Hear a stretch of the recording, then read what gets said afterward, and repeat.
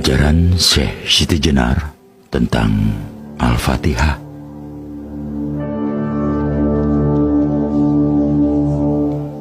Menurut Syekh Siti Jenar, bahwa Al-Fatihah adalah termasuk salah satu kunci sahnya orang yang menjalani laku manunggal atau ngibadah. Maka seseorang wajib mengetahui makna mistik surat Al-Fatihah. Karena menurut Syekh Siti Jenar, lafal Al-Fatihah disebut lafal yang paling tua dari seluruh sabda sukma. Inilah tafsir mistik Al-Fatihah Syekh Siti Jenar. Bis, kedudukannya ubun-ubun. Milah, kedudukannya rasa. Ar-Rahman Ar-Rahim, kedudukannya penglihatan atau lahir batin. Alhamdu, kedudukannya hidupmu atau manusia. Lillahi, kedudukannya cahaya. Rabbil Alamin, kedudukannya nyawa dan napas. Ar-Rahman Ar-Rahim, kedudukannya leher dan jakun. Maliki, kedudukannya dada. Yu'midin, kedudukannya jantung atau hati. Yaka, kedudukannya hidung. Na'budu, kedudukannya perut. Wa iya nasta'in, kedudukannya dua bahu. Ihdinas, kedudukannya sentil atau pita suara. Syiratal, kedudukannya lidah. Mustaqim, kedudukannya tulang punggung atau ula-ula. Syiratalazina, kedudukannya dua ketiak.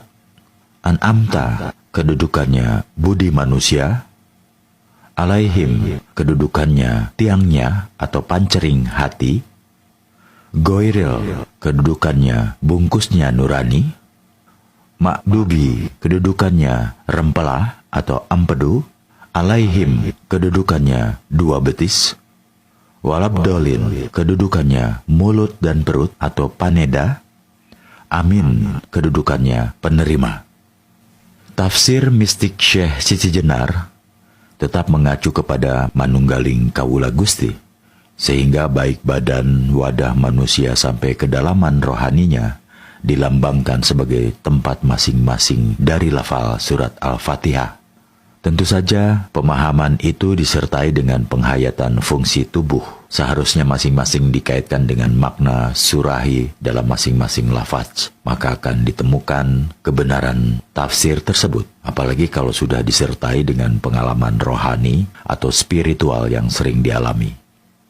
Konteks pemahaman yang diajukan Syekh Siti Jenar adalah bahwa Al-Quran merupakan kalam yang berarti pembicaraan. Jadi, sifatnya adalah hidup dan aktif.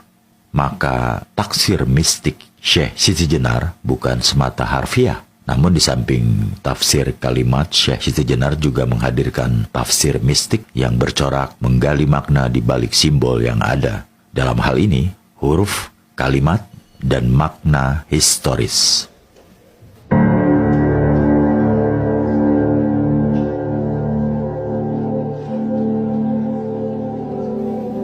Di dunia ini, kita merupakan mayat-mayat yang cepat juga akan menjadi busuk dan bercampur tanah. Ketahuilah juga apa yang dinamakan Kawula Gusti tidak berkaitan dengan seorang manusia biasa seperti yang lain-lain. Kawula dan Gusti itu sudah ada dalam diriku. Siang malam tidak dapat memisahkan diriku dari mereka. Tetapi hanya untuk saat ini, nama Kawula Gusti itu berlaku, yaitu selama saya mati. Nanti, kalau saya sudah hidup lagi, Gusti dan Kawula lenyap. Yang tinggal hanya hidupku sendiri, ketentraman langgeng dalam ada sendiri. Bila kau belum menyadari kebenaran kata-kataku, maka dengan tepat dapat dikatakan bahwa kau masih terbenam dalam masa kematian. Di sini memang terdapat banyak hiburan aneka warna. Lebih banyak lagi hal-hal yang menimbulkan hawa nafsu. Tetapi kau tidak melihat bahwa itu hanya akibat panca indera. Itu hanya impian yang sama sekali tidak mengandung kebenaran. Dan sebentar lagi akan cepat lenyap. Gilalah orang-orang yang terikat padanya. Saya tidak merasa tertarik, tak sudi tersesat dalam kerajaan kematian. Satu-satunya yang kuusahakan ialah kembali kepada kehidupan. Syekh Siti Jenar menyatakan secara tegas bahwa dirinya sebagai Tuhan, ia memiliki hidup dan ada dalam dirinya sendiri, serta menjadi pangeran bagi seluruh isi dunia, sehingga didapatkan konsistensi antara keyakinan hati, pengalaman keagamaan, dan sikap perilaku zohirnya. Juga ditekankan satu hal yang selalu tampil dalam setiap ajaran Syekh Siti Jenar, yaitu pendapat bahwa manusia selama masih berada di dunia ini sebetulnya mati. Baru sesudah ia dibebaskan dari dunia ini akan dialami kehidupan sejati.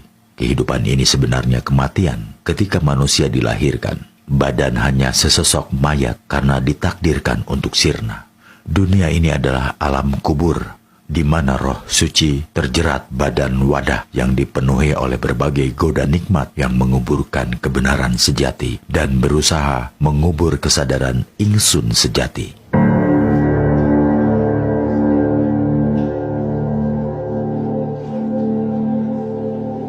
Syekh Siti Jenar berpendapat dan menganggap dirinya bersifat Muhammad, yaitu sifat Rasul yang sejati, sifat Muhammad yang kudus.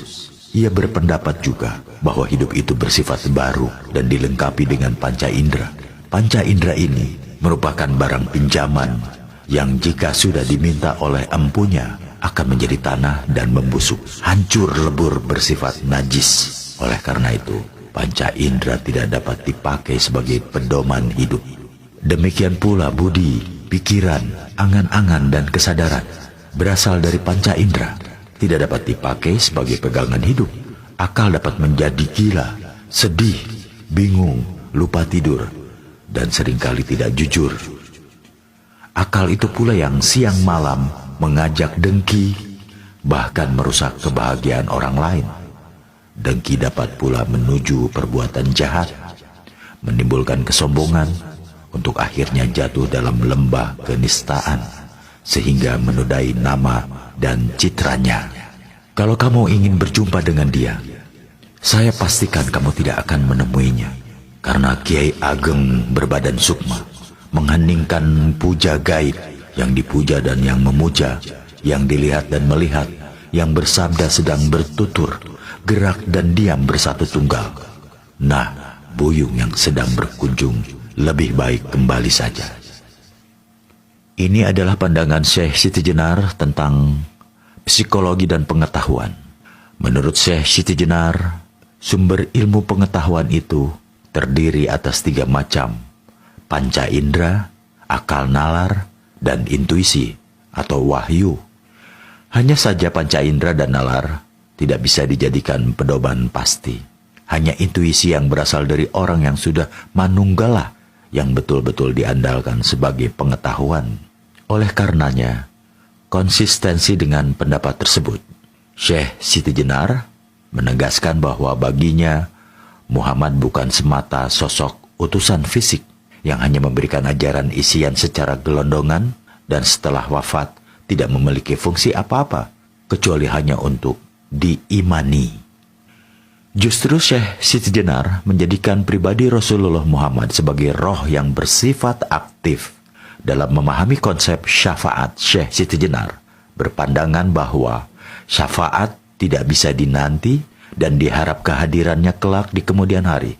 Justru syafaat Muhammad hanya terjadi bagi orang yang menjadikan dirinya Muhammad, memuhammadkan diri dengan keseluruhan sifat dan asmanya. Rahasia asma Allah dan asma Rasulullah adalah bukan hanya untuk diimani, tetapi harus merasuk dalam pribadi, menyatu tubuh dan rasa. Itulah perlunya Nur Muhammad untuk menjadi cahaya dengan sang cahaya, dan itu semua bisa terjadi dalam proses manunggaling Kawula Gusti.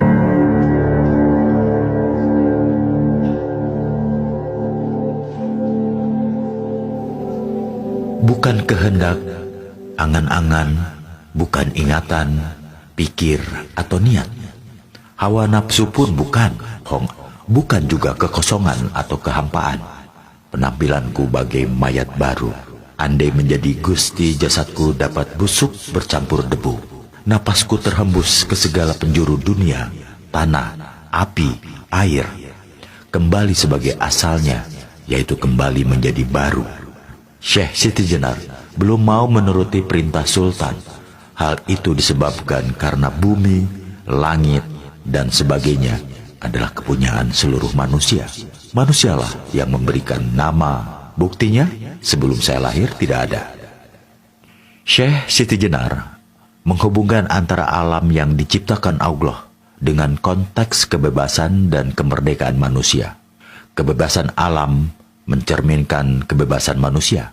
Segala sesuatu harus berlangsung dan mengalami hal yang natural atau alami, tanpa rekayasa, tanpa pemaksaan irodat dan kodrat. Maka ketidakmauannya memenuhi panggilan sultan dikarenakan dirinya hanyalah milik dirinya sendiri. Jadi seluruh manusia masing-masing memiliki hak mengelola alam. Alam bukan milik negara atau raja, namun milik manusia bersama. Maka setiap orang harus memiliki dan diberi hak kepemilikan atas alam. Ada yang harus dimiliki secara private dan ada juga yang harus dimiliki secara kolektif. Dari ujangan Syekh Siti Jenar tersebut juga diketahui bahwa hakikat seluruh alam semesta adalah tajaliyat Tuhan atau penampakan wajah Tuhan. Adapun mengenai alam yang kemudian memiliki nama, bukanlah nama yang sesungguhnya.